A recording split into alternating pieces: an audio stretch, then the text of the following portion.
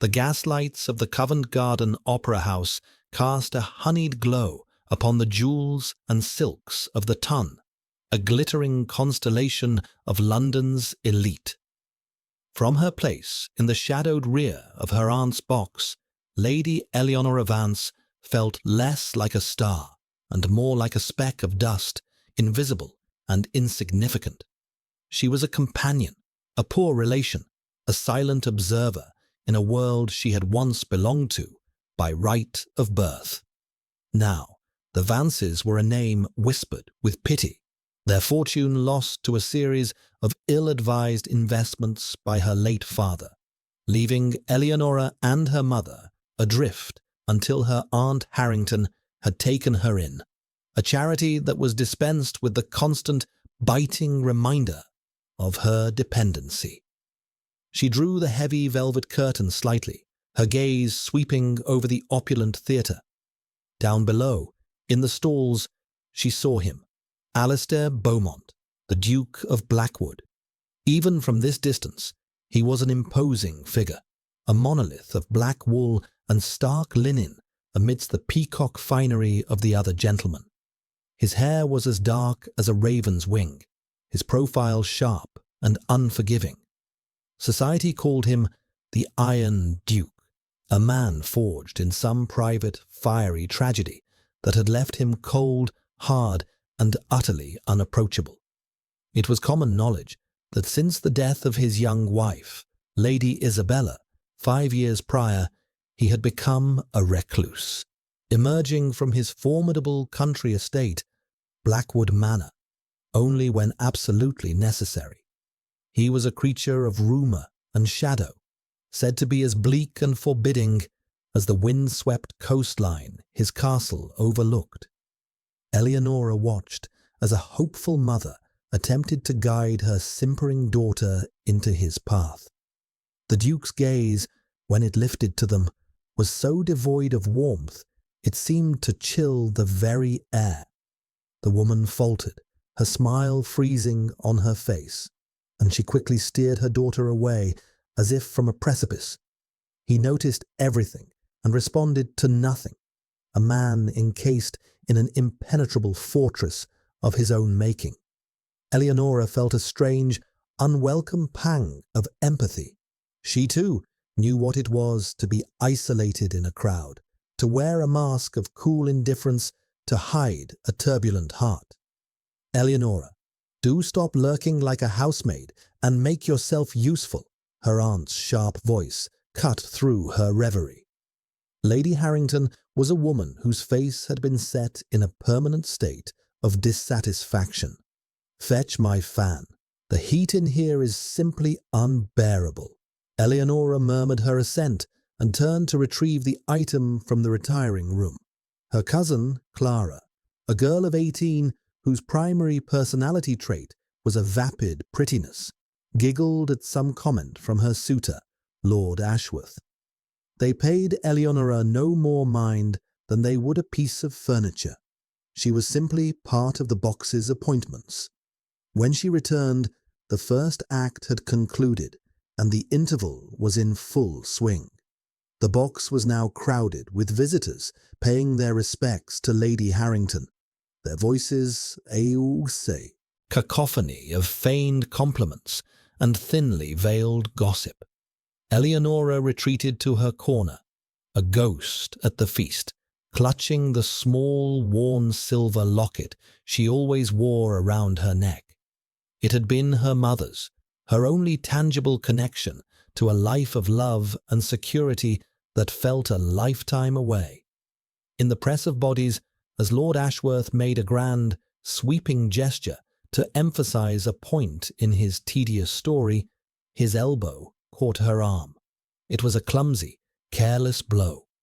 Eleonora stumbled back, her fingers losing their purchase on the locket. The delicate chain snapped. She gave a small, choked cry as the silver oval slipped from her grasp, bounced once on the plush carpet, and then skittered out of the box and onto the marble floor of the corridor beyond. Panic, cold and sharp, seized her. She pushed through the throng of guests, ignoring her aunt's hissed, "Eleonora, what is the meaning of this?" and hurried into the corridor. The locket lay gleaming under the gaslight, perilously close to the steady stream of theatre-goers. She moved to retrieve it, but her path was blocked. A pair of impeccably polished black boots had stopped directly beside it.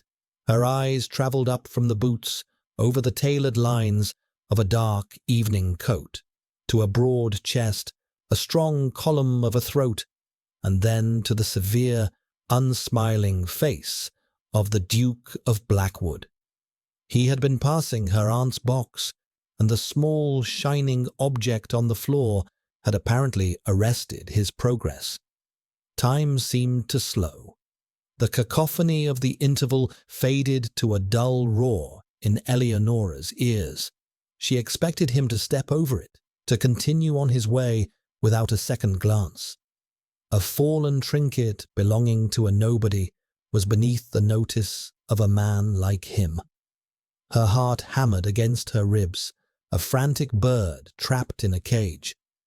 This was the man who froze hopeful debutantes with a single look, the man whose grief was said to be a bottomless, black ocean. But he did not step over it.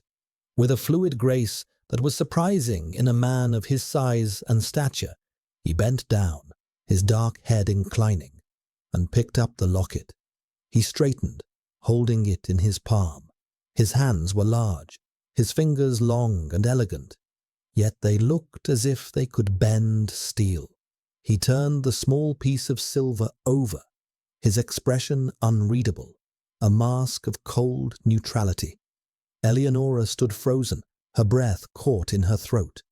She should speak, she should thank him and take it, but she was mesmerized by the sheer improbability of the moment. He was looking at the locket, but it felt as if he were looking into her, stripping away the layers of her carefully constructed composure. Then he lifted his gaze. His eyes were the color of a stormy sea, grey and deep and turbulent. They met hers, and for a heart-stopping second she saw something flicker in their depths, a flash of recognition, of something other than icy indifference. The corridor, with its milling crowds and echoing chatter, fell away. There was only the weight of his stare. He took a step toward her, closing the small distance between them. The air grew thick, charged with an unspoken intensity. The guests spilling from her aunt's box had fallen silent, their curiosity piqued by the tableau, the formidable Duke of Blackwood and the invisible poor relation. His voice, when he finally spoke, was a low baritone, a deep, resonant sound that seemed to vibrate through the very floorboards. It was not loud, yet it cut through the surrounding noise with absolute clarity. "This belongs to you, I believe," he said, his eyes still holding hers. He extended his hand, the locket resting in his open palm. And then he added the words that sent a shockwave through the assembled company and through Eleonora's own startled heart. Lady Eleonora. He knew her name. The Duke of Blackwood, a man who barely acknowledged the existence of the highest-ranking members of the peerage, knew her name. Her aunt's jaw went slack. Clara's eyes were wide with disbelief. Eleonora could only stare, her mind reeling. How? Why? She had never been formally introduced. She was a shadow, a whisper. Yet he had spoken her name as if it were a simple, established fact. She reached out a trembling hand, her fingers brushing against his as she retrieved the locket. His skin was cool, but a strange, unexpected warmth shot up her arm. She curled her fingers around the familiar shape of the locket, its metallic coolness a grounding presence in the dizzying vortex of the moment. "Thank you, Your Grace," she managed to whisper, her voice barely audible. He gave a slight, almost imperceptible nod. His gaze lingered on her for a moment longer, a searching, analytical look that made her feel utterly exposed. Then, without another word, he turned and continued down the corridor, the crowd parting before him like the Red Sea before Moses. He was gone, leaving behind a stunned silence and an atmosphere crackling with unanswered questions. Eleonora retreated into the box, the silver locket clutched tightly in her hand. Her aunt descended upon her immediately, her face a mask of furious confusion. What was that? How does the Duke of Blackwood know you?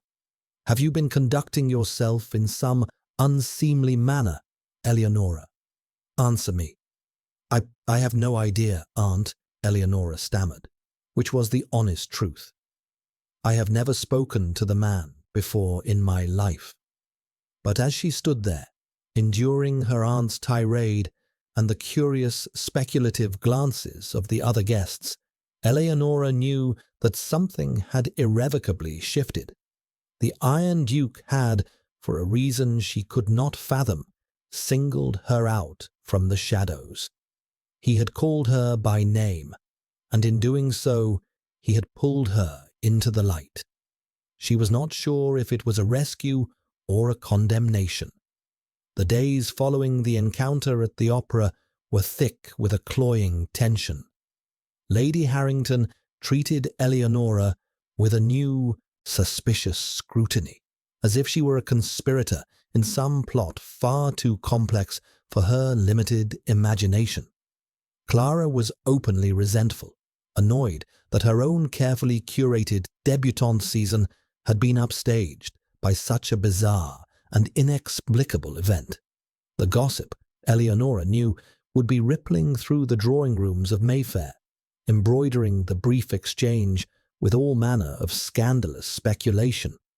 For her part, Eleonora tried to shrink back into the invisibility that had been her shield for so long, but it was no use. She had been seen. 3 days after the opera, the summons arrived. It was delivered by a footman in the severe black and silver livery of the House of Blackwood. The crisp, heavy parchment, sealed with a formidable wax ducal crest, was addressed not to Lady Harrington, but to Eleonora herself. It was a request, though its tone was more of a command, for her presence, accompanied by her guardian, at the Duke's London residence that afternoon. Lady Harrington snatched the letter from Eleonora's hand, her eyes scanning the curt, masculine script. A strange mix of avarice and alarm played across her features. Blackwood House, she breathed, the name itself a byword for immense wealth and power. What can he possibly want with you? The journey to the Duke's residence was a silent, nerve-wracking affair. Blackwood House was a stern, neoclassical edifice on a grand square, its stone facade seeming to absorb the light, giving nothing back. It was a house that kept its secrets. They were shown into a library that was less a room for leisure and more a monument to solemnity. Towering shelves of dark, leather-bound books reached to a coffered ceiling. The air smelled of old paper, beeswax, and something else, an intangible scent of disuse and sorrow. There were no feminine touches, no bowls of flowers or brightly colored cushions.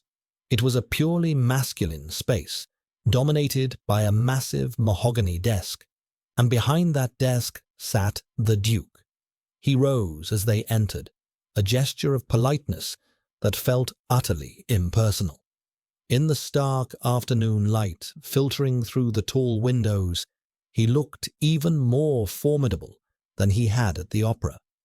The severe lines of his face were more pronounced, the shadows under his eyes deeper.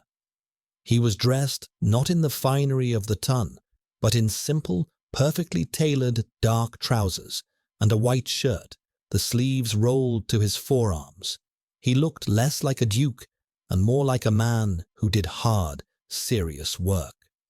"Lady Harrington, Lady Eleonora," he said, his voice the same low rumble she remembered. "Thank you for coming at such short notice." He gestured to two chairs positioned before the desk, then resumed his own seat, the very picture of controlled power. Lady Harrington began to twitter, a nervous stream of pleasantries that the Duke cut short with a raised hand. "I will not waste your time with social niceties, madam. I have a proposal to make, and I'm a man who prefers to be direct." His stormy grey eyes settled on Eleonora, and once again she felt that unnerving sensation of being thoroughly assessed. "Lady Eleonora," he began, his tone cool and businesslike, "I require a wife. I have a son, the Marquess of Northwood, who needs a mother. I have an estate and several households that require a duchess to manage them. I have observed you for some time. You are well born, you are discreet, and you do not appear to be possessed of the emotional frivolity that I find so taxing in many of your sex." Eleonora's mind reeled. He had been observing her. The thought was both terrifying and strangely validating. All that time she had felt invisible. He had been watching. "You are in a precarious financial and social position," he continued, his directness as sharp as a surgeon's scalpel. "Your father's debts are, I believe, substantial. Your future as a companion to your aunt is, I imagine, not one you would choose for yourself." Lady Harrington made a sound of protest, but the Duke's quelling gaze silenced her. "I am prepared to offer you a solution," he said, his eyes still fixed on Eleonora. "Marry me. In return, I will see every one of the Vance family debts settled in full. I will provide you with an allowance that will ensure your independence and comfort for the rest of your life. You will have the title and precedence of the Duchess of Blackwood. You will want for nothing material." He paused, letting the weight of his offer settle in the silent room. It was a staggering proposition, a fairy tale rescue from a life of quiet desperation. But Eleonora knew, with a certainty that chilled her to the bone, that there was more to come. Men like the Duke of Blackwood did not offer fairy tales. They made bargains. "And in return?" she asked, her voice quiet but steady. A flicker of something, perhaps respect, passed through his eyes. "In return, I require your acceptance of certain terms. This will be a marriage in title and in law, but not in practice. Our lives will be, for the most part, separate. We will maintain our own chambers. We will appear together in public when duty requires it. You will be a mother to my son and a capable chatelaine of my estates. You will manage my household with the quiet dignity I have observed in you." He leaned forward slightly, his hands steepled on the desk. His next words were delivered with a flat, chilling finality. "But you will make no emotional demands upon me. You will not expect affection or companionship in the sentimental sense. My heart is not part of this transaction. It is not mine to give. You will have my name and my fortune, Lady Eleonora, but you will not have me." The silence that followed was absolute.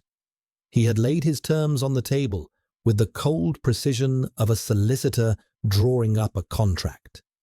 He was offering her a gilded cage, a life of immense privilege, devoid of the one thing she had always secretly craved, a loving partnership. It was a life of eternal winter, a marriage to a man made of ice and stone. Her aunt was practically vibrating with excitement, seeing only the title, the fortune, the settled debts. She opened her mouth to accept on Eleonora's behalf, but Eleonora spoke first. "May I have a moment to consider, Your Grace?" He seemed surprised, but he nodded. Of course. She rose and walked to the tall window, looking out onto the manicured but lifeless square. What were her choices?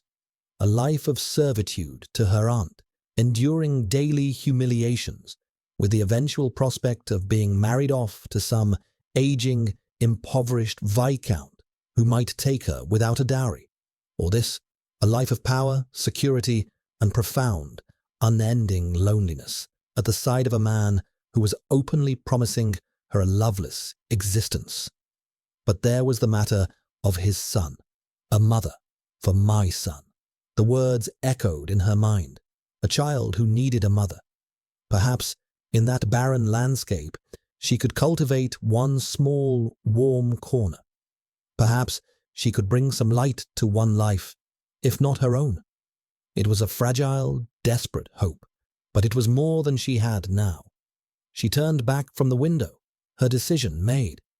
She met the Duke's waiting gaze, her own clear and resolute. "I have one condition, Your Grace," she said, her voice stronger now. His eyebrow arched, a minute shift in his stoic expression. "And that is? Your son. You say he needs a mother. I will be that for him, with all my heart. But he also needs a father. I will not stand by and watch the boy be neglected. I expect you to be present in his life. I expect you to treat him with the kindness and attention a child deserves." Alistair stared at her, his face an unreadable mask. She had challenged him, made a demand of her own, and not a material one. She was asking for a piece of him, not for herself, but for his child. The silence stretched, taut and heavy. She thought he would refuse, that he would dismiss her as impertinent and withdraw his offer. Instead, after a long, assessing moment, he gave a curt nod. "The boy's welfare is paramount. Your condition is acceptable." And so, the bargain was struck.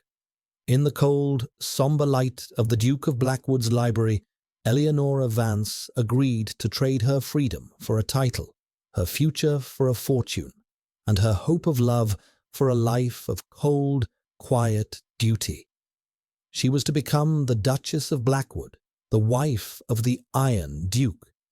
It felt less like a wedding proposal and more like a signing of articles of surrender. The wedding was a swift, perfunctory affair at St. George's, Hanover Square, attended by only a handful of necessary witnesses. Eleonora wore a simple gown of cream silk, feeling more like a sacrificial offering than a bride.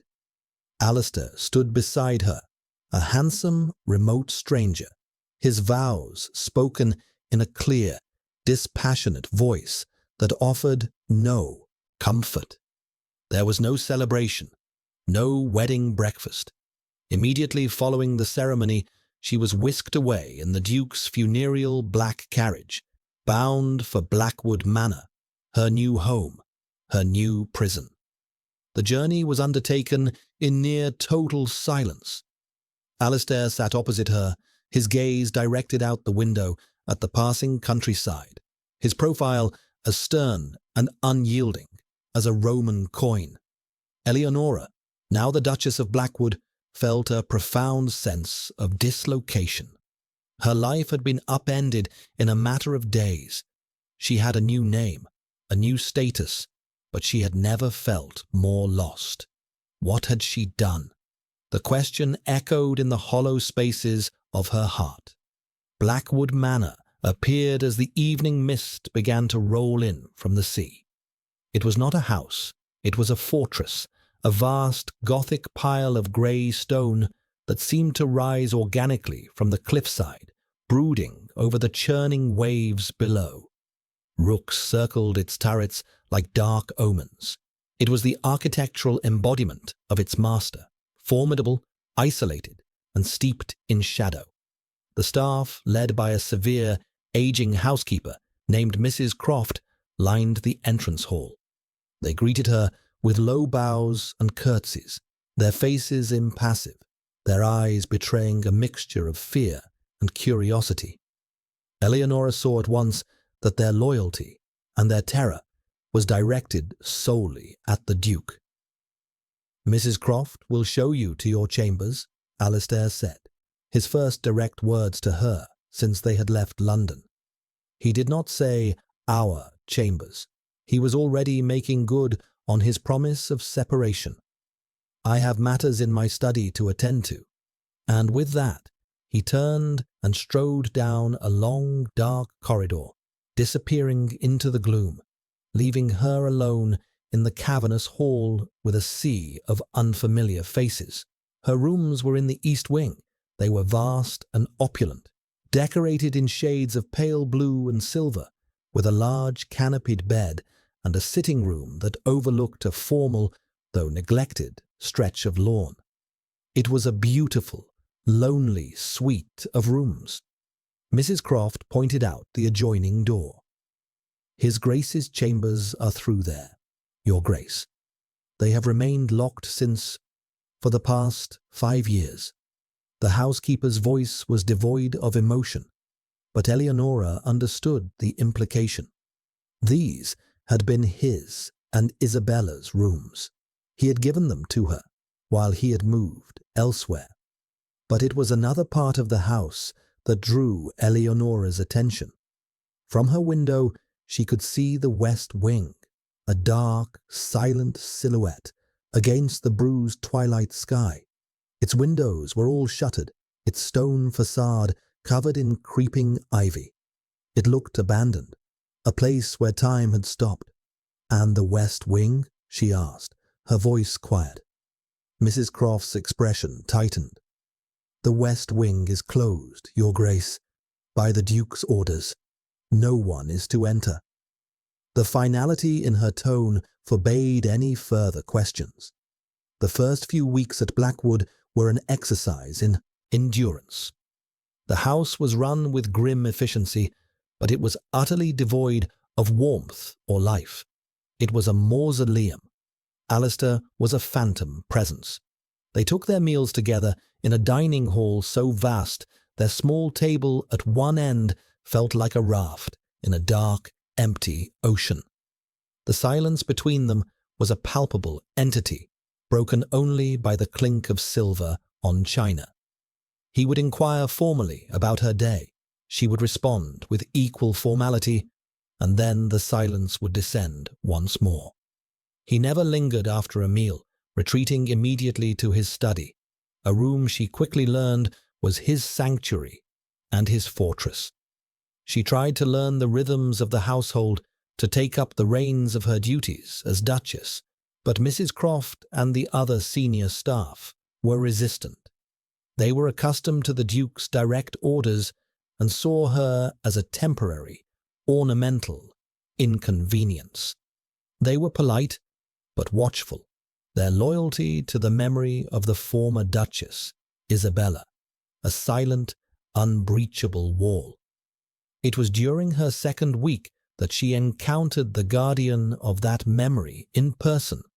Lady Beatrice Sterling, Isabella's younger sister, arrived unannounced, sweeping into the morning room where Eleonora was attempting to read.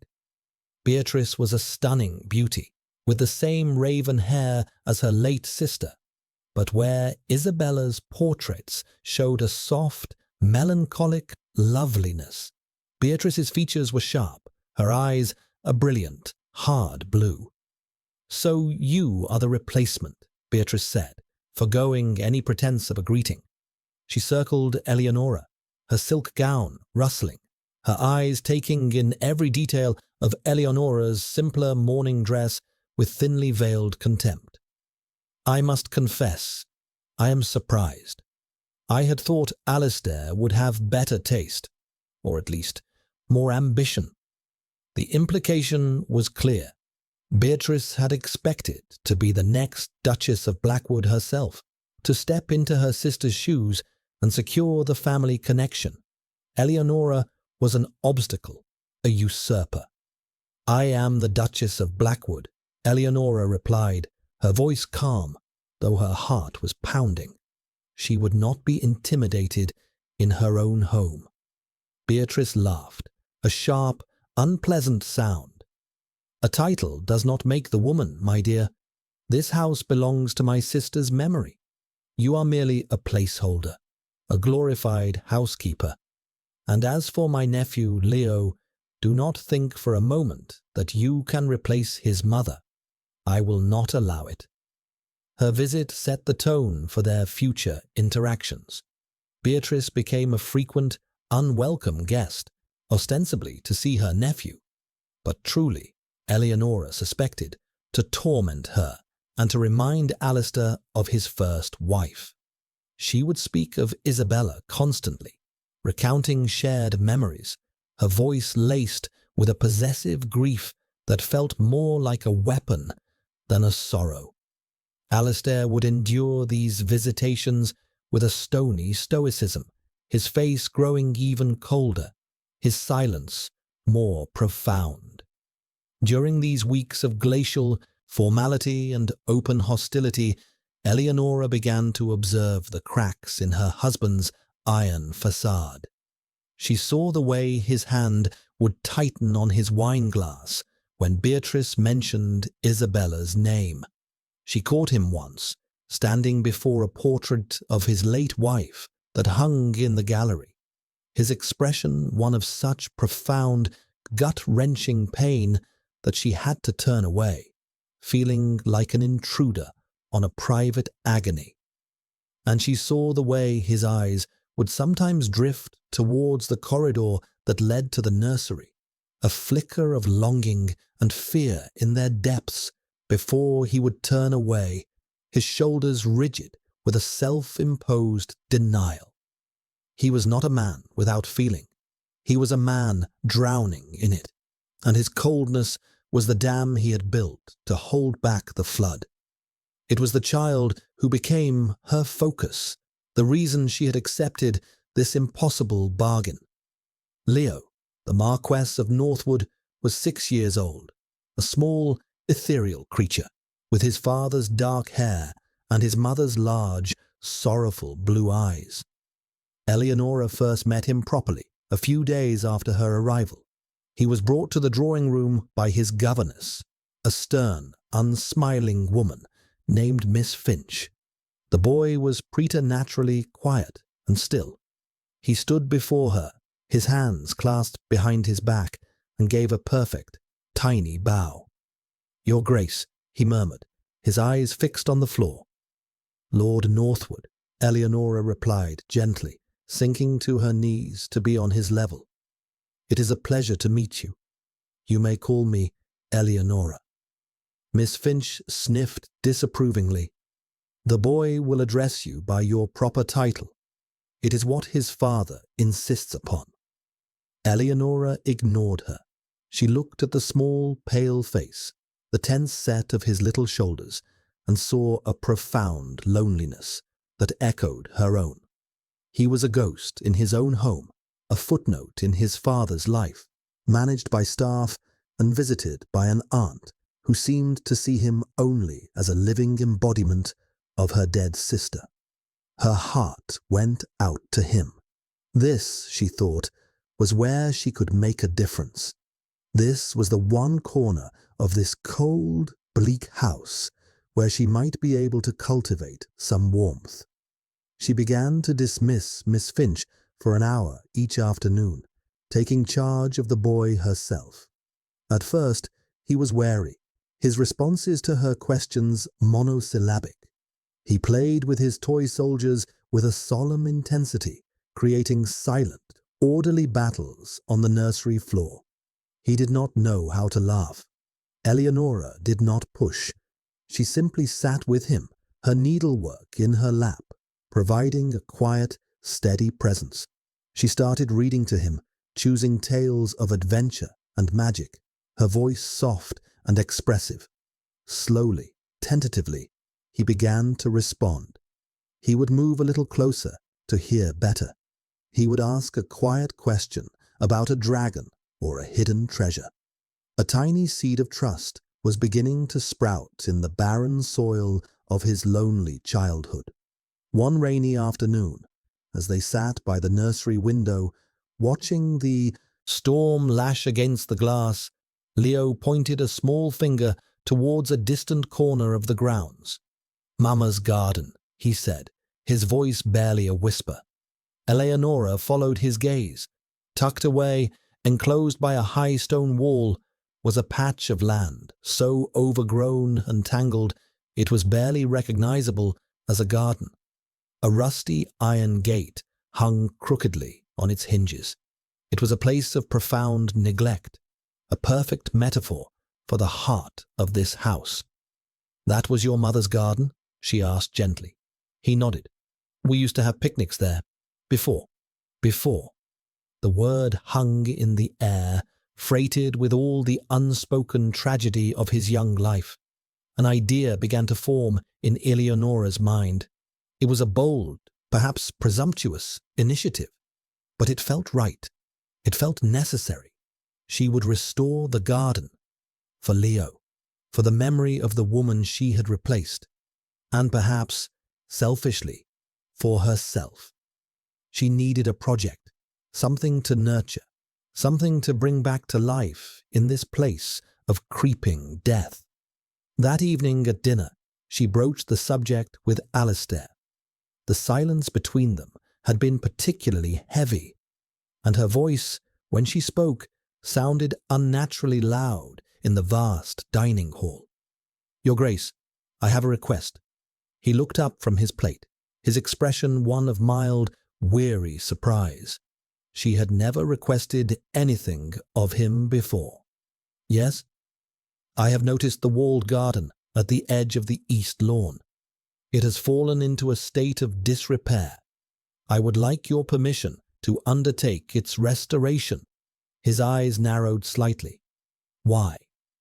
The question was curt, demanding a practical reason for a seemingly sentimental whim. "For Leo," she answered simply. "He remembers it from when his mother was alive. I thought it might be a comfort to him to see it brought back to life, a place for him to play." She watched him carefully, gauging his reaction. The mention of his late wife, even so obliquely, caused a familiar shuttered look to descend over his features. His jaw tightened. She expected a swift refusal, a dismissal of her foolish, feminine notion. He stared at her for a long moment, his grey eyes searching her face, as if trying to discern some hidden motive. Finally, he gave a short, sharp nod. "Very well. Instruct the head gardener. He will provide you with whatever you need." He pushed his chair back and rose from the table, his dinner only half eaten. "If that is all, you will excuse me." He left without another word.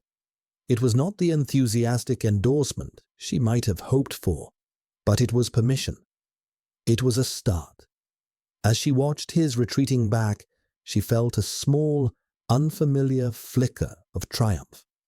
She had taken her first real step toward making Blackwood Manor her home. She had a purpose. She was no longer just a duchess in name only. She was a woman with a plan, a woman determined to cultivate life in the heart of a cold, grey stone. Our fortress. The work on the garden began the following week. At first, the head gardener, Mr. Thorne, a man as gnarled and weathered as the ancient oaks on the property, was skeptical. He was a man accustomed to taking orders only from the Duke, and the Duke had shown no interest in the gardens for 5 years. But Eleonora did not simply issue orders from the terrace. She arrived the first morning in a sturdy pair of boots and a plain gown, her sleeves rolled up, and a pair of gardening gloves in her hand. "Where shall we begin, Mr. Thorne?" she asked, her tone one of collaboration, not command. His surprise was evident. Duchesses did not dirty their hands in the soil, but Eleonora was not like any duchess he had ever known. She worked alongside him and the 2 under-gardeners he assigned to the project, pulling up tenacious weeds, clearing away years of tangled briars and thorns. Her back ached and her hands were sore, but with every weed she pulled, she felt as if she were clearing away some of the oppressive gloom that clung to the very stones of Blackwood. Leo became her constant companion. Initially, he just watched from the crumbling stone bench, a small, silent observer. Then, Eleonora gave him a small trowel and a patch of earth to call his own. She showed him how to dig, how to plant the pansy seedlings she had ordered from the village. For the first time since she had arrived, she heard him laugh, a real, spontaneous peal of delight as a worm wriggled over his fingers. The sound was like the first ray of sunshine after a long winter. She discovered that Alistair's study window directly overlooked the walled garden. She was acutely aware of his presence, of the sense of being watched. She never looked up, never acknowledged that she knew he was there, but she felt his gaze on her as she knelt in the dirt, her hair escaping its pins, her face smudged with earth as she showed Leo the delicate veins on a new leaf. She wondered what he thought, this cold, remote man, as he watched her and his son begin to coax life from the neglected patch of earth that his late wife had so loved. He said nothing. He made no comment on her progress, but he watched. One night, a fierce thunderstorm rattled the manor, a violent outburst of nature that mirrored the turmoil Eleonora often felt within the house's silent walls. She was woken from a restless sleep by a frantic knocking at her door. It was Leo's nursery maid, her face pale with worry. "It's Lord Northwood, Your Grace. He's had a terrible nightmare. He's crying, and he won't be soothed. He's calling for you." Eleonora threw on a dressing gown and hurried to the nursery. Leo was sitting bolt upright in his bed, his small body trembling, tears streaming down his face. Miss Finch stood by helplessly, offering stern platitudes that only seemed to increase his distress. "Hush now, my lord. It was only a dream. Dukes do not cry." Eleonora swept past her. "That's enough, Miss Finch. You may go." She sat on the edge of the bed and gathered the trembling child into her arms. "It's all right, Leo. I'm here. You're safe." He clung to her, burying his face in her shoulder, his small sobs gradually subsiding into shuddering breaths. She held him, rocking him gently, humming a soft lullaby her own mother used to sing to her. She spoke to him in low, soothing tones, telling him about the brave knight in the story they were reading, about how even the bravest knights were sometimes afraid of the dark. She did not know how long she sat there, holding the child, but eventually his breathing evened out, and he fell into a deep, exhausted sleep, his small hand still clutching a fold of her dressing gown. She was reluctant to move, afraid of waking him.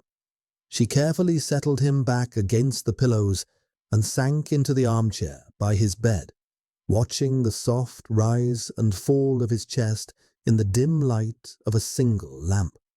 The storm outside had passed, and a profound quiet settled over the house. She must have drifted off, her head resting against the high back of the chair. She awoke with a start, a sense of being watched prickling at the back of her neck. She opened her eyes. Alistair was standing in the doorway. He was not looking at his son. He was looking at her. His face, usually a mask of cold control, was unguarded. In the soft lamplight, she saw an expression of such raw, aching vulnerability that it stole her breath. It was a look of deep, sorrowful longing, mixed with something else she couldn't quite name. Regret, perhaps, or even a flicker of awe. He had clearly come to check on his son, and had found her there instead. They stared at each other across the quiet room for a long, silent moment. She expected him to be angry, to see her presence as an intrusion, a criticism of his own parental neglect. But there was no anger in his eyes. He seemed lost. Without a word, he stepped back into the corridor. A moment later he returned, a heavy woolen blanket in his hands. He walked over to her chair, and with a surprising gentleness draped it over her shoulders. His fingers brushed against her neck, a fleeting, accidental touch that sent a jolt of warmth through her. He looked down at his sleeping son, his hand hovering for a moment as if he wanted to touch him, but did not know how, or did not believe he had the right. Then he turned and left, as silently as he had come. Eleonora sat there, wrapped in the blanket that still held a faint scent of him, sandalwood and clean linen, her heart pounding a strange, uneven rhythm. It was the first act of unsolicited kindness he had ever shown her. A small, simple gesture, yet it felt monumental. It was a glimmer of light in the profound darkness of their arrangement, a hint that beneath the layers of ice there might be a man capable of warmth after all. The progress in the garden became a tangible measure of the passing days. What had been a choked wilderness was slowly transforming. Roses, pruned back hard, were sending out new, vigorous shoots. Perennials, long dormant, were pushing through the newly turned soil. Eleonora and Leo had planted neat rows of lavender and herbs along the old stone path. It was becoming a place of peace, of quiet, hopeful industry. One bright afternoon, as Eleonora was showing Leo how to stake a delphinium, a shadow fell over them. She looked up to see Alistair standing at the entrance to the garden. He was not dressed for work, but for riding, yet he had stopped, drawn by the sounds of their quiet activity. Leo, seeing his father, fell silent, his earlier animation vanishing. He instinctively moved closer to Eleonora. Alistair's gaze swept over the garden, taking in the changes, the neatened beds, the cleared paths, the small splashes of colour from the pansies Leo had planted. His eyes came to rest on a climbing rose that they had carefully untangled from a mess of ivy and tied to the wall. It had produced a single, perfect, creamy white blossom. He walked slowly towards it, his boots silent on the new-laid turf. He reached out and touched the velvety petals with a startling gentleness. "Isabella's favourite," he said, his voice low, almost to himself. "The Duchess of Ainsworth." It was the first time he had spoken his late wife's name to Eleonora without the prompting of an outside force like Beatrice. He said it not with the sharp agony she had witnessed before, but with a quiet, aching melancholy. He was not speaking to Eleonora or even to Leo. He was speaking to a memory, but for the first time he was allowing her to be present for it.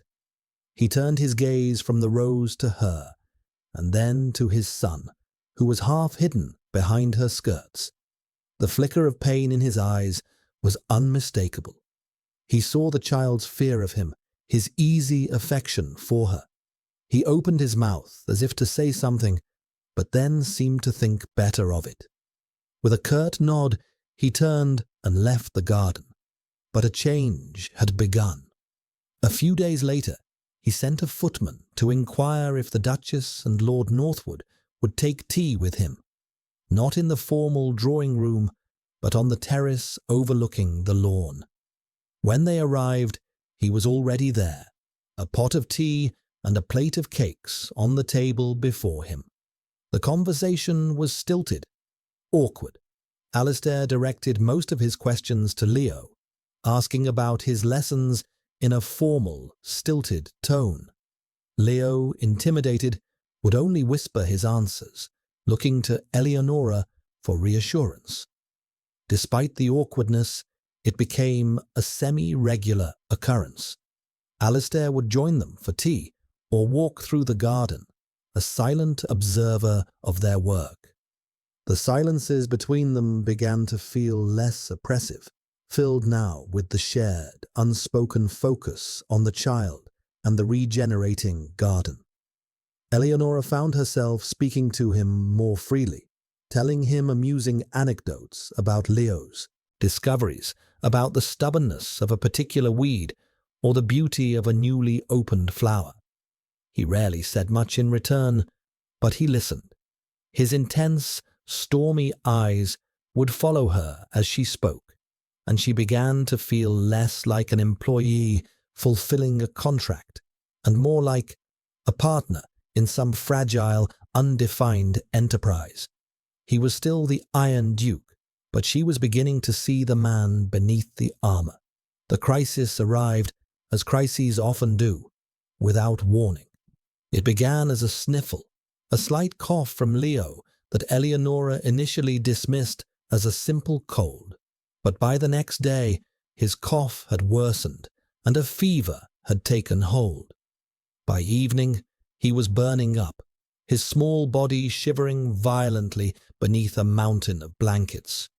Dr. Hemlock was summoned from the village, a kindly, aging physician whose worried face did little to soothe Eleonora's mounting fear.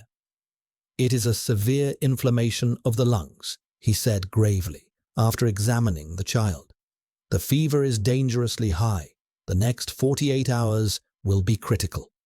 When Alistair heard the news, the transformation in him was terrifying to behold. The Iron Duke melted away, leaving behind a man utterly consumed by raw primal fear. The cold mask of control shattered, and the agony he had kept so ruthlessly suppressed came flooding to the surface. He paced the corridor outside the nursery like a caged animal, his face ashen, his hands clenched into fists at his sides. He couldn't bear to be in the room, to see his son so ill, yet he couldn't bear to be away. He was paralyzed by a terror so profound it rendered him helpless. Eleonora, by contrast, found a strange, cold calm settling over her. Her own fear was a hard knot in her stomach, but she pushed it down. Leo needed her. This was not a time for panic. She took charge, her voice quiet but firm as she gave instructions to the frightened nursery maids. She sat by Leo's bedside, bathing his forehead with cool cloths, forcing sips of water between his parched lips, her presence a constant, soothing anchor in the terrifying storm of the fever. For 2 days and 2 nights they kept vigil. Eleonora rarely left the boy's side, while Alistair haunted the doorway, his face a mask of torment. The barriers of their strange, formal marriage dissolved in the crucible of shared fear. There was no duke and duchess, no master and employee. There were only 2 people, terrified of losing the small, precious life that bound them together. In the dead of night, as Eleonora sat changing the cool compress on Leo's brow, Alistair finally entered the room and sank into the chair opposite her. He looked utterly broken. "I cannot lose him," he whispered, his voice raw with unshed tears. "He is all I have left of her, of anything." "We will not lose him," Eleonora said, her voice full of a conviction she did not entirely feel. "You are so calm," he said, looking at her with a kind of desperate wonder. "How?" "Because he needs me to be," she answered simply. He buried his face in his hands. "I am a coward," he rasped. When she died, I thought the pain would kill me. I locked it all away. I thought if I didn't feel anything, I couldn't be hurt again. I stayed away from him, from Leo, because every time I looked at him, I saw her. I saw my own failure. I was afraid I would damage him, as I damaged her. It was a confession, torn from the depths of his soul by terror. Eleonora's heart ached for him. She reached across the small space between them and laid her hand on his arm. You are not a coward, Alistair. You are a man in pain, and you are a father, terrified for his son. He looked up, his stormy eyes filled with a desperate gratitude. He covered her hand with his own, his grip tight, clinging to her strength as a drowning man clings to a lifeline. In that moment, in the dim, sick-room light, they were truly united for the first time, not by law or contract, but by a shared, desperate love for the child sleeping fitfully between them. Their fragile truce was shattered the next afternoon by the arrival of Lady Beatrice. She swept into the house, having heard the news in the village, her face a mask of theatrical concern that did little to hide the glint of morbid excitement in her eyes. She marched straight towards the nursery. I must see my darling nephew, she announced, attempting to push past Eleonora, who stood barring the doorway. The doctor has ordered complete quiet, Beatrice, Eleonora said, her voice low and firm. No visitors. I am not a visitor. I am his aunt, Beatrice retorted, her voice rising. What do you know of caring for a sick child? You are nothing but a stranger. For all I know, this is your fault. Some draught you left open, some common remedy you have been plying him with. That is enough. The voice came from behind Eleonora. It was Alistair. He had stepped out of the shadows of the corridor, and his face was thunderous. The coldness was back, but it was no longer the flat, dead cold of apathy. It was the lethal, focused chill of ice, of tempered steel. Beatrice, he said, his voice lethally quiet. The Duchess is in charge of this sick room. Her word is law. You will not question her. You will not upset her. And you will not set foot in that room. Beatrice stared at him, her mouth agape. She had always been able to manipulate him with her grief, with her connection to Isabella. She had never been the target of his anger. Alistair, I only want what is best for Leo.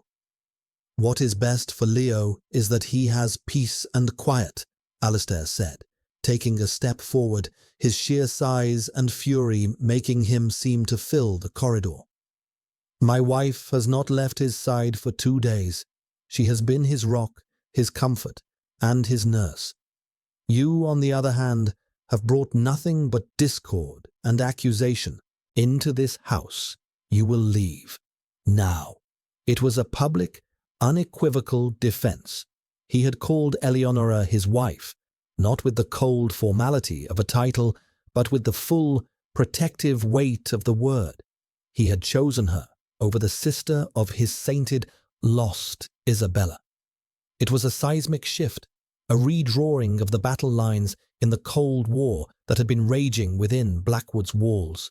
Beatrice's face paled, then flushed with rage and humiliation. She shot Eleonora a look of pure venom. Without another word, she turned on her heel and stormed down the great staircase and out of the house. The front door slammed behind her, the sound echoing in the sudden, profound silence. Alistair's shoulders slumped, the rage draining out of him, leaving him looking exhausted and vulnerable. He turned to Eleonora, his eyes filled with a complex mixture of apology and gratitude. I am sorry, he said. I should have done that long ago. Before she could reply, a small, weak voice called from within the nursery. Mama? It was Leo.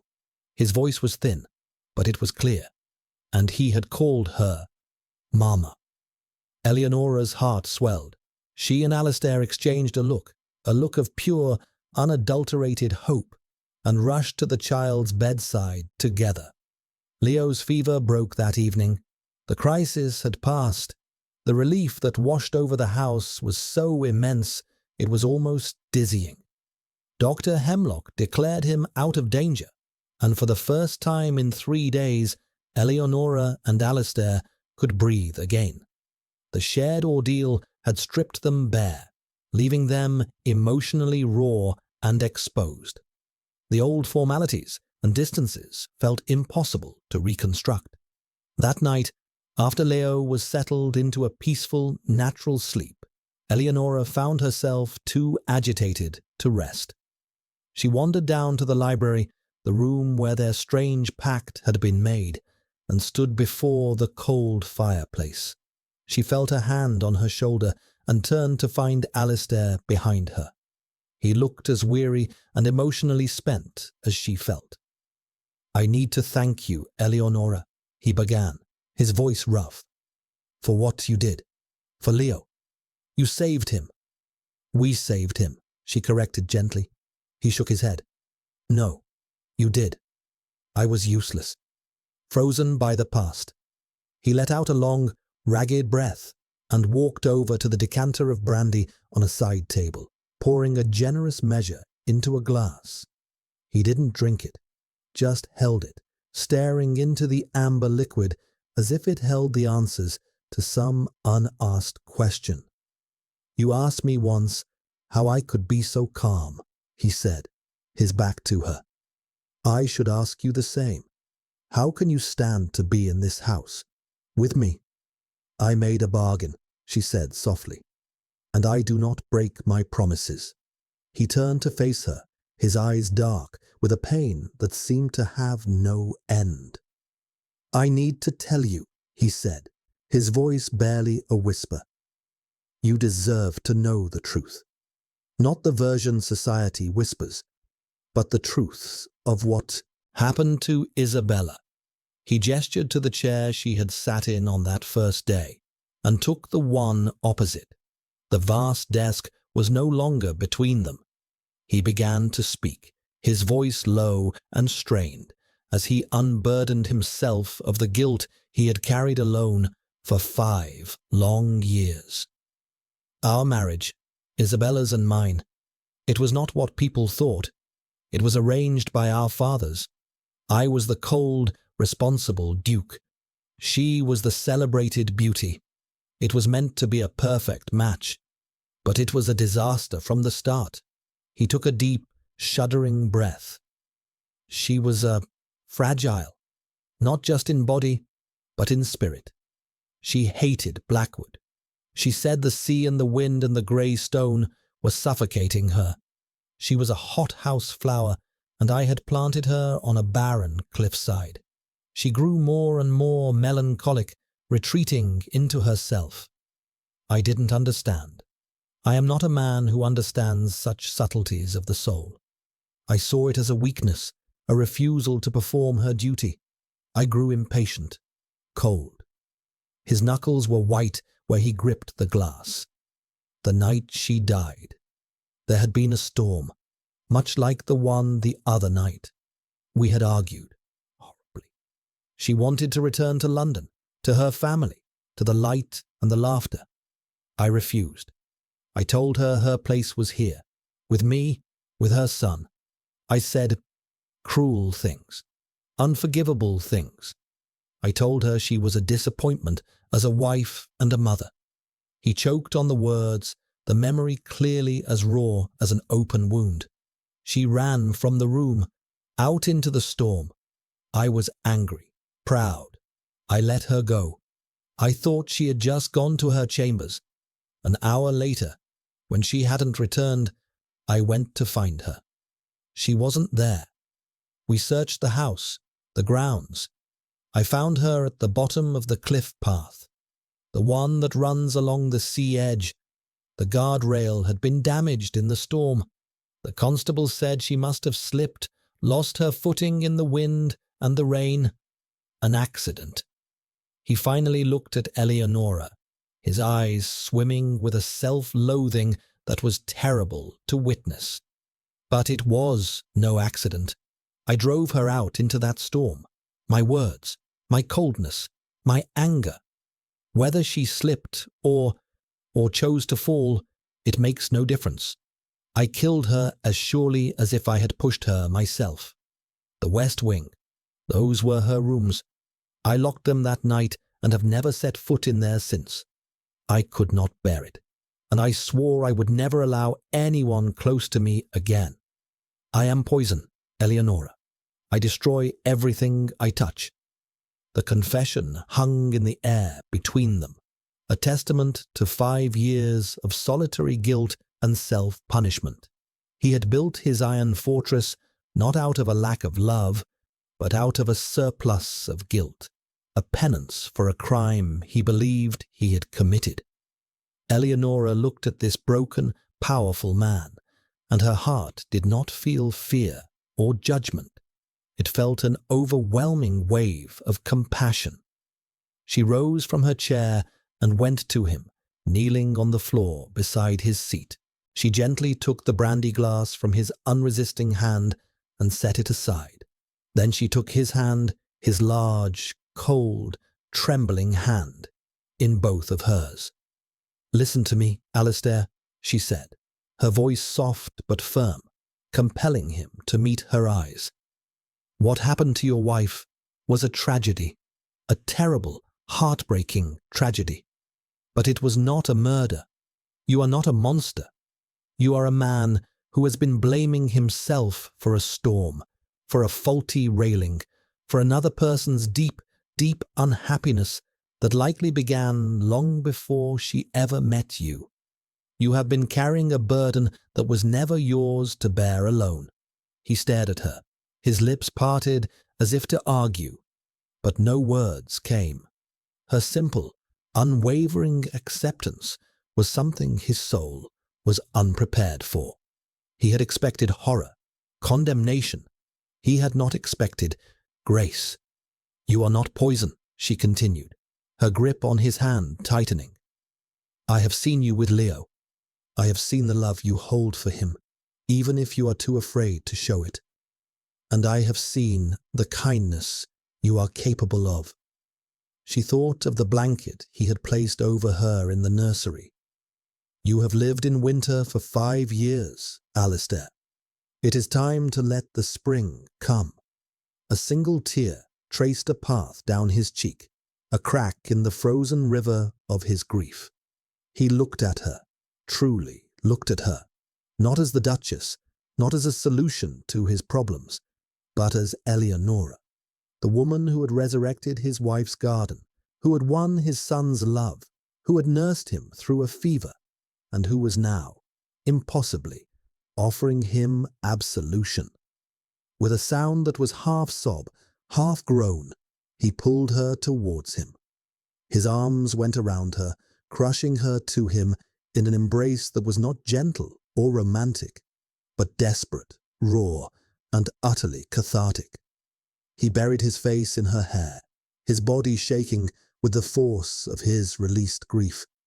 Eleonora held him, her own tears beginning to fall, tears of sorrow for his pain, and tears of a strange, burgeoning joy. After a long time, his shudders subsided. He loosened his hold, his hands moving to cup her face.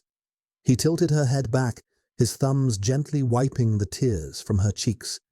His stormy grey eyes, now cleared of their anger and self-hatred, were filled with a raw, wondering emotion she had never seen before. "Eleonora," he whispered, his voice thick. Her name was a prayer on his lips, and then he lowered his head and kissed her. It was not a kiss of passion, not yet. It was a kiss of profound gratitude, of release, of a tentative, dawning hope.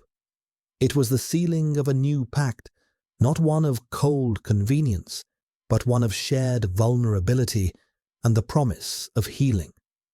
It was the first breath of spring after a long and unforgiving winter. The days that followed were transformative. A quiet, tentative warmth began to seep into the cold stone of Blackwood Manor. It was in the way Alistair's eyes now followed her as she moved about a room, no longer with guarded assessment, but with a soft, wondering admiration. It was in the way he began to seek her out, not just for meals, but for conversation in the library, for walks along the cliffs, though never near the path where Isabella had fallen. It was in the way he started to smile, small, rusty smiles at first, as if the muscles were unaccustomed to the work, but genuine nonetheless. The biggest change was in his relationship with Leo. Guided by Eleonora's gentle encouragement, Alistair began to spend time with his son. He started joining them in the garden, not just as a silent observer, but as a participant. He taught Leo how to skip stones on the sea. He read him his bedtime story, his deep baritone, a comforting rumble in the quiet nursery. One afternoon, Eleonora came upon the two of them in the library, heads bent together over a large atlas, Alistair's arm resting naturally on his son's shoulders as he pointed out faraway lands. Leo was chattering away, his fear of his father completely gone, replaced by an easy, trusting affection. Seeing them like that, a real father and son, brought a lump to Eleonora's throat. The house itself seemed to be breathing again. Eleonora ordered the heavy velvet drapes to be pulled back, letting sunlight stream into the dusty corridors. She filled the grand, empty vases with flowers from the now thriving garden. Laughter, Leo's, and sometimes even her own, began to echo in the halls that had for so long known only silence. Yet there was one part of the house that remained a place of shadow and sorrow, the west wing. The shutters remained closed, the door locked. It was the last bastion of Alistair's grief, the physical embodiment of the guilt he still carried. Eleonora knew that until the light was let in there, a part of him would always remain a prisoner of the past. One morning, after a particularly happy breakfast filled with Leo's excited plans for the day, Alistair turned to her, his expression serious. "There is something we must do," he said. "Together." He led her not out into the sunshine, but down the long, silent gallery to the locked door of the west wing. He produced a large, ornate iron key from his pocket. His hand trembled slightly as he inserted it into the lock. "I have not been in here since that night," he said, his voice low. "I could not face it alone, but I do not think I am alone anymore." He looked at her, a question in his eyes. She nodded, placing her hand over his on the doorknob. "You are not." Together, they turned the key and pushed the door open.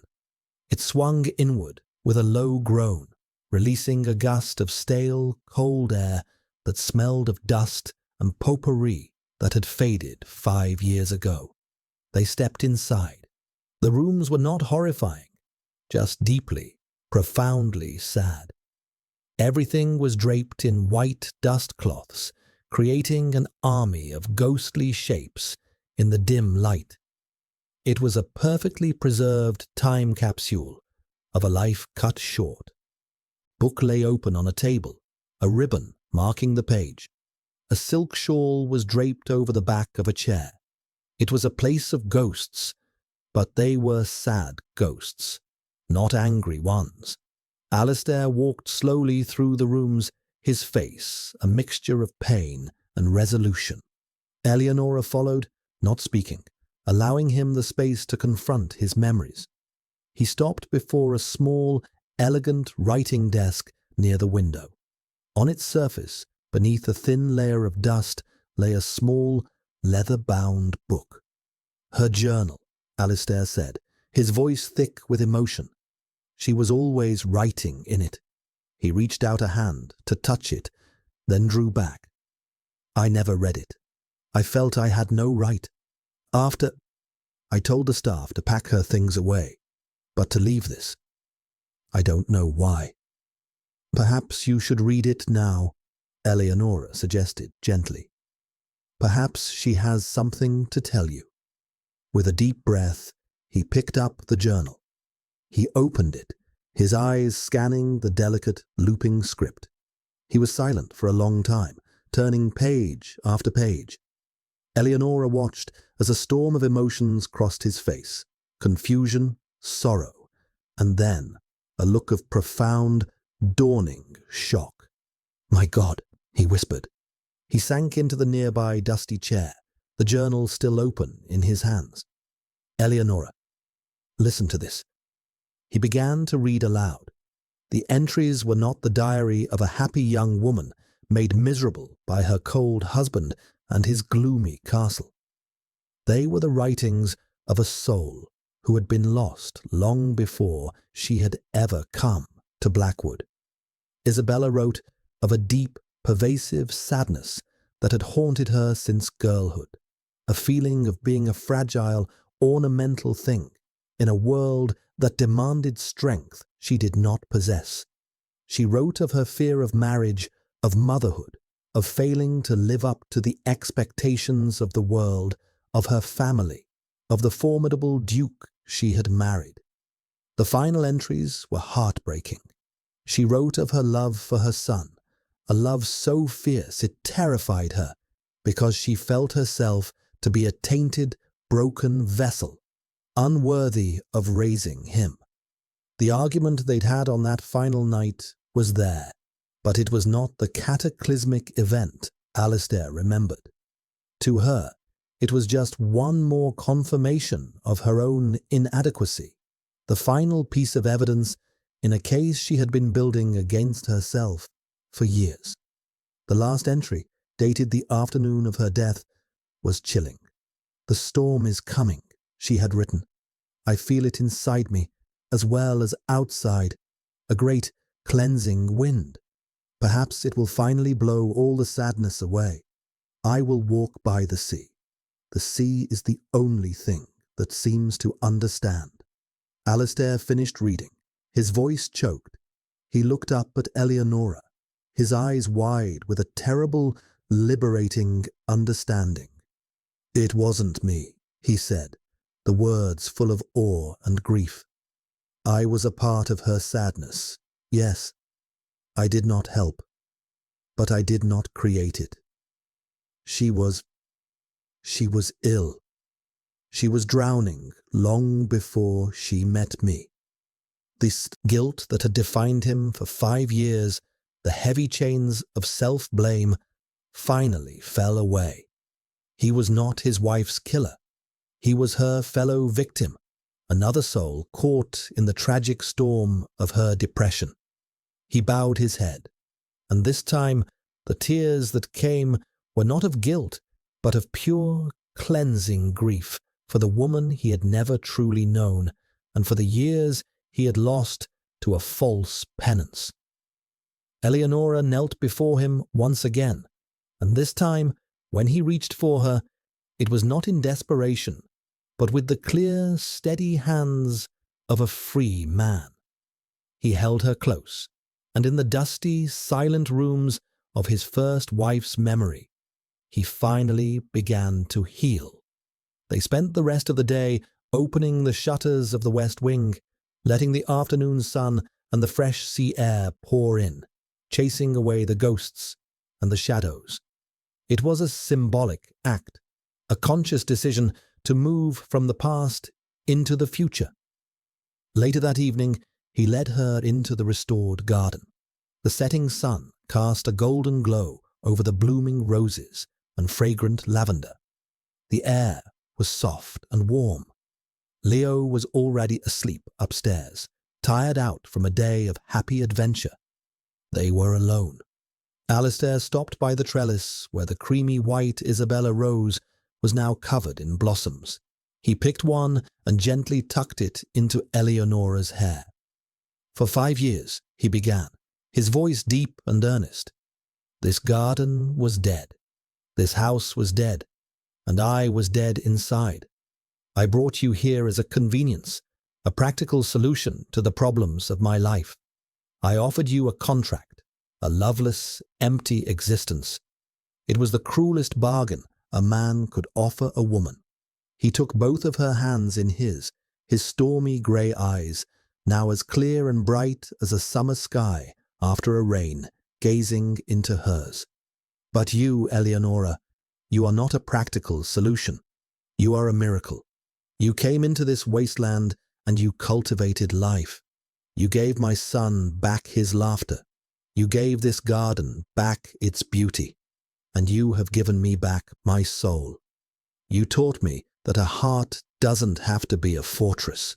It can be a garden, a place that can heal and grow again if it is tended with compassion and with love. His grip on her hands tightened. I love you, Eleonora, not as my duchess, but as my wife, my friend, my partner. I love you with everything that I am, with the man I was and the man you have helped me to become. The bargain is void. I want it all with you, a real marriage, a real life. I am asking you, not as a duke to a lady, but as a man to a woman he adores. Will you be my wife, in truth? Tears of pure joy welled in Eleonora's eyes. This was the moment she had never, ever allowed herself to hope for. The man she had come to respect, to care for, and finally to love with all her heart, was offering her not a gilded cage, but a shared future, built not on duty, but on a love that had been hard-won and was all the more precious for it. Yes, she whispered, her voice full of all the emotion she had kept locked away for so long. Oh, Alistair, yes. He smiled, a wide, radiant smile that transformed his entire face, and lowered his head to kiss her. This kiss was nothing like the first. It was not born of grief or gratitude, but of a deep, abiding love and a joyful promise uttered of all the sunlit days to come. In the heart of the reclaimed garden, surrounded by the life they had nurtured together, their true story was just beginning. 1 year later, the sun shone brightly on Blackwood Manor. The grey stone seemed to have warmed, to have absorbed the light and happiness that now filled its halls. The west wing was no longer a place of sorrow, but a beautiful suite of rooms for guests, its windows thrown open to the sea breeze. The entire house felt alive, breathing in time with the family that inhabited it. Eleonora stood on the terrace, her hand resting on the gentle swell of her stomach, a new life growing within her. Beside her, Alistair had an arm wrapped securely around her waist. They were watching Leo, now a boisterous, happy 7-year-old, chase a vibrant blue butterfly through the garden. His laughter echoed in the warm air, a sound that had become the manor's most cherished music. Alistair leaned down and pressed a soft kiss to her temple. "Are you happy?" he murmured against her hair. She turned her face up to his, her love for him shining in her eyes. The Iron Duke was gone, replaced by this warm, attentive, loving man who was her husband in every sense of the word. The shadows still visited his eyes now and then, as they always would. Grief, she had learned, was not a place one left behind, but a companion one learned to walk with. But the shadows no longer owned him. The light did. Her light. Their light.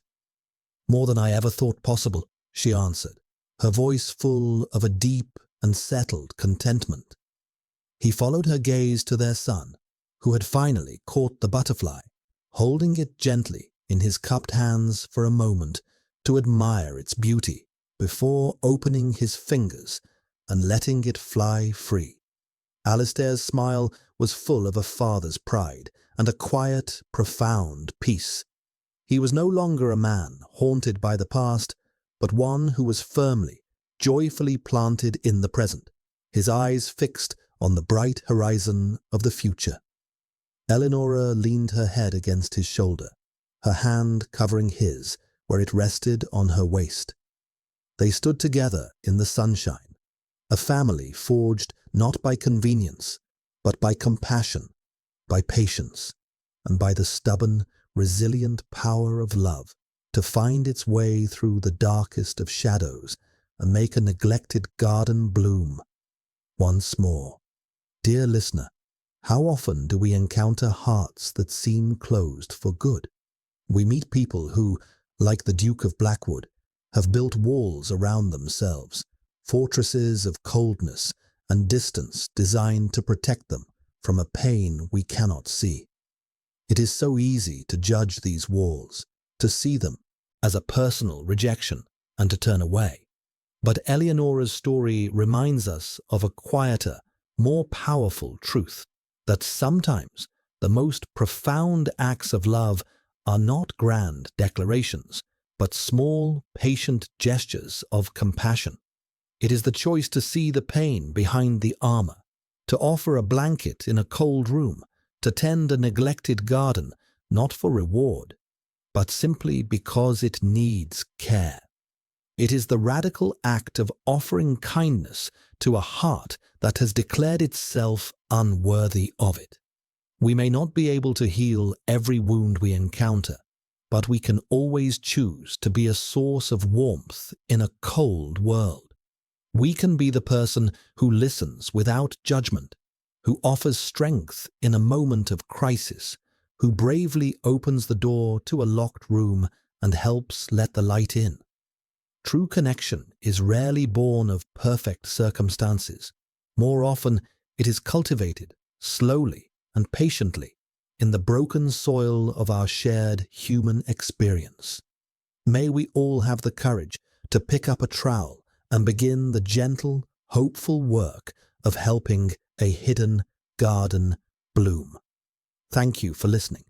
If this story touched your heart, please consider liking, subscribing, and sharing it with someone who might need a reminder that even the longest winter eventually gives way to spring.